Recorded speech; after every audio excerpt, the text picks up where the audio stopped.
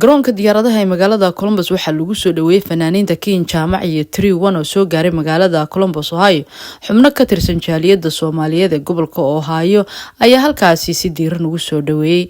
King Jaamac iyo waliba 31 ayaa Columbus u yimid laba arrimood oo kala ah ka qaybgalka ciyaaraha xagaaga ee Indoor Soccer Cup oo ka qabsoomaya magaalada Columbus Ohio iyo waliba inay qabtaan show aad u ballaaran oo ay habeenimada Sabtida ku tumi doonaan magaalada tani Columbus.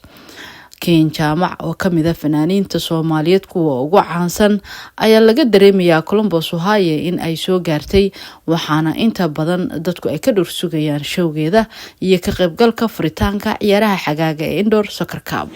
We're here to welcome the one and only King Jaamac. Welcome to Columbus. This is your city, this is your weekend. Inshallah wa kala kicin doona. We have 31, we have DJ Antonio in the building. It's going to be a lit weekend. Soomaaliyeynta Columbus Ohio waxaan halkan ku soo dhaweynaynaa walaasheen boqoradeena fanaanideena King Jaamac walaalkeen DJ Antonio iyo fanaankeen yar cusub ee noo soo baxay 31 kulliyood waxay noogu yimaadeen magaaladan inayna xushmeeyaan oo Somali Festival Week in la qaataan.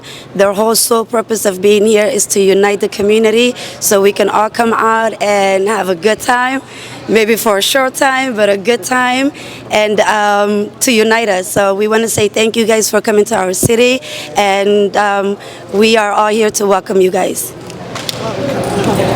Thank you so much. Aadi aad bamahadsantiin dhamaantiin inta soo baxday waan joognaa aniga iyo walaalkay 31 also maxaa la dhahay DJ-geena all the way from London DJ Antonio marka waan wada joognaa dhamaanteed insha Allah wayno iyo Saturday guys.